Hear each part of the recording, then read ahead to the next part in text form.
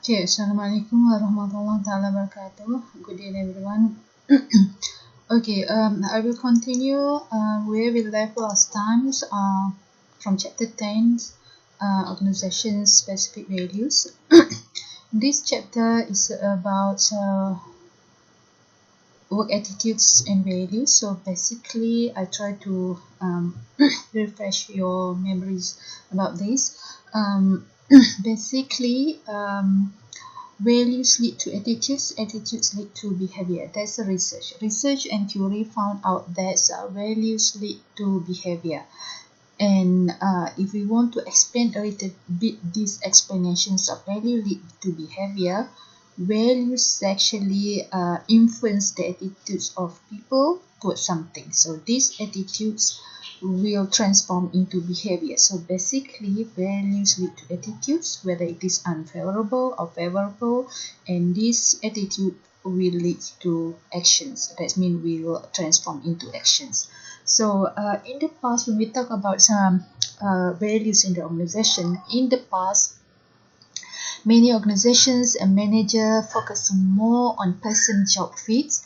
What is meant by person-job fit is kind of matching or congruence between individual competency, individual values, skill, and so on with the requirement of the job. So what the employees have in terms of values, competency that match the job. For example, for the job of human resource management, normally this position, human resource managers, they need the kind of value, for example, friendly, empathy, honest, whereas. So apart from the requirements, the competency requirements such as educations, experience and so on, they also need values that match with the job. For example, if a candidate apply for the job for a human resource management jobs, but this candidate actually very rude, very fierce, not really empathy. So how this kind of candidate gonna perform the job of the human resource management effectively and efficiently? So if the candidate or employee's values, even though their competency in terms of skill, in terms of experience, they are good, but if their values do not fit with the job, then this person or candidate cannot be able to perform the job effectively. So that's what is meant by person job fits, but it just focusing matching the employee's requirement values with the job specifically. So in the past, many organizations and also manager focusing on person job fit, but nowadays the focusing is more on person organization fit. This slide, person job fit, I try to simplify for the explanation of this slide, person job fit, blah blah blah, into this slide. So when you see person job fit, that means the requirement of the persons in terms of values, in terms of competency, in terms of skill, for example, fit the job. So this actually the slide that I simplify so that you you could understand better regarding the explanation of person job fits. So now managers organizations are more concerned on person organization fit because organizations are dynamic, keep change. If you can see, the environments of business are very fast change. So and some organizations may downsize or may merge with another organization, so job may disappear. So nowadays organizations are focusing more on finding the candidates or finding the employees that match with the organization, not specifically with the job or with the position. Because why the job may disappear? Because of work environment, business environments are not really static, is moving, is changeable. If the candidates or if the employee values or competency requirement whatever only fit the job, they cannot survive in the organizations which offer different kind of positions.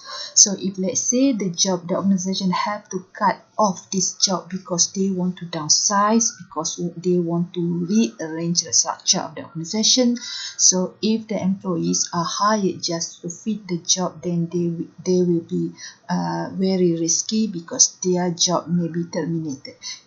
So nowadays, organizations are focusing more on finding persons that meet the requirement, values, and so on that fits the organizations.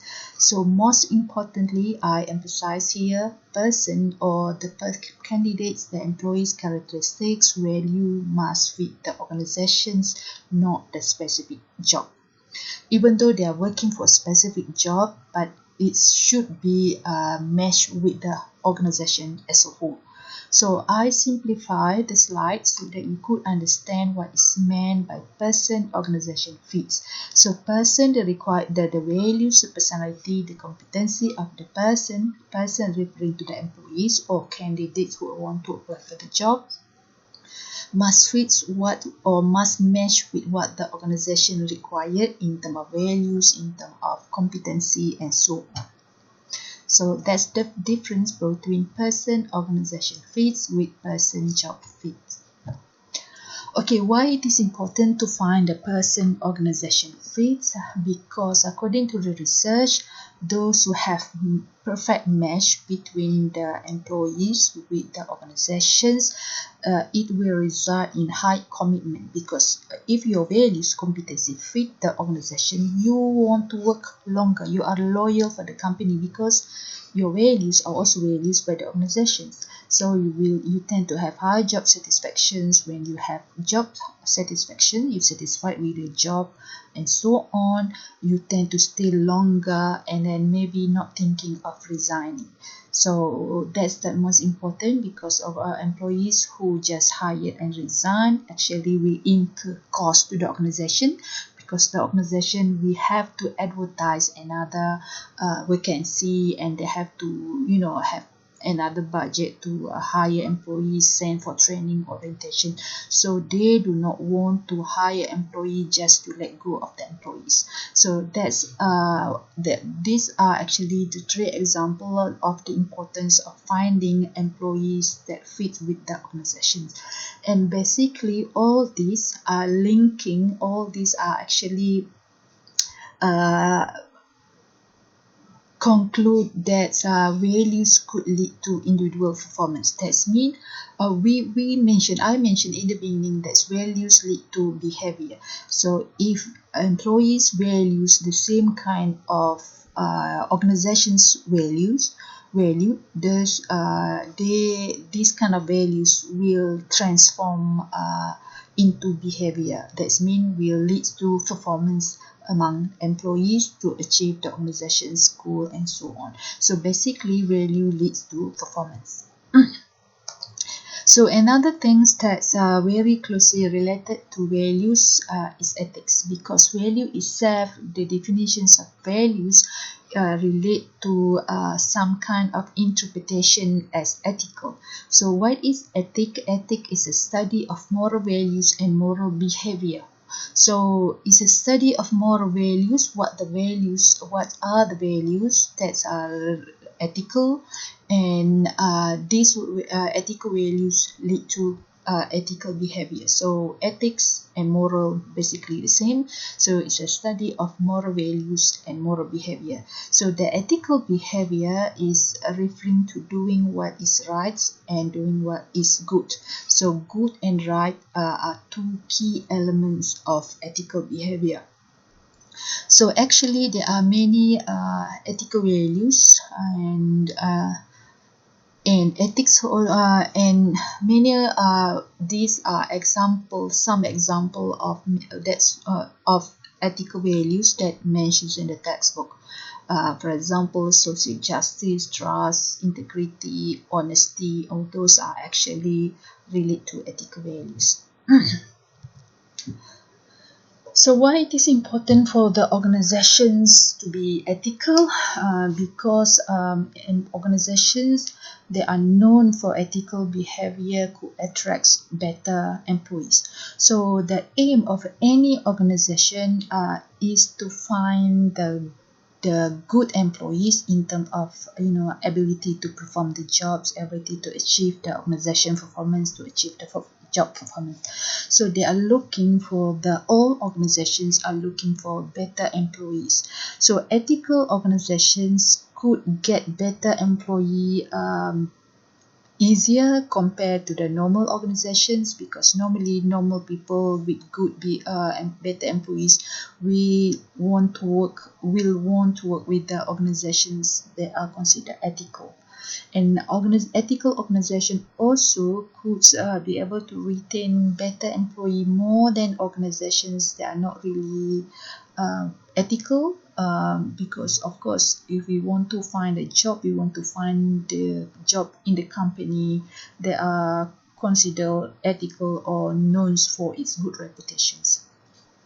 So there are many strategies for creating an ethical organization. For example, having code of conducts where the practice, the behavior of the employees, of the managers, boss, top managements abide by the rules, ethical rules. So they cannot simply violate the rules even though they are the CEO, because their company is based on code of conducts. And another strategy for creating ethical organization is to have ethics committee. So if the organization have ethics committee, there are some committee or some group of employees who will look after the ethical practices being uphold in the organization. So it's very important to have ethical committee, because they are the group who are responsible to look after the ethical practices in the organizations. Another strategy is to protect the whistleblower. Whistleblower mean there's someone who will inform the organizations about the unethical conduct or activities happen without the organization realize. So they come forward and then tell the organization that there are some kinds of activities that's against the ethics happen in the organization. So normally normal employee rarely come forward to tell the organizations about the unethical practices, because they're afraid that if they come forward they may be receive bad feedback from the person who they complain about. So they do not want to receive they do not want to provoke, they do not want to receive wrong judgment from others, but they think if they didn't mention to the organization, they feel guilty for being also responsible for allowing the unethical activity happen in the organization. So they blow the whistle, they inform the organization about these unethical practices being done maybe by their colleague or by their manager. So they are also risky, very in their risky positions, because they may be backfired against these whistleblowers. So it is important for the organizations to protect or save the whistleblower, because they are brave enough to come forward mentions about what they see that's unethical. So protecting the whistleblower actually could encourage more people who see the unethical practices to come forward and mentions or inform the organization, so that the organization can take actions or preventions measure to avoid unethical activities or practices to happen again in the future within the organization. Another strategy is to have ethics audits. It's very important, because even though in the organizations employees try their best to practice ethics or to behave ethically, sometimes they do not know, they face dilemma whether it is ethical or not ethical. So when the organization have ethics audits will explain whether this unethical or this ethical. So they will know, their behavior also will be audited, so they know which ones actually are ethical or not ethical. So there are more alerts and pay more attentions on their ethical behavior and unethical behavior. Another strategies is for the organization to have hotline. Very important, because sometimes people do not willing to go fronts like a whistleblower. They will willing to call and inform the manager or inform the people or the company regarding the unethical behavior practices or whatever through phones, or become anonymous. They do not want to tell about themselves, so they call this number hotline. So it's very important for organizations. It's one of the good strategy for the organization if this organization want to become ethical organizations. So these are actually the questions that you need to answer for our tutorial exercise.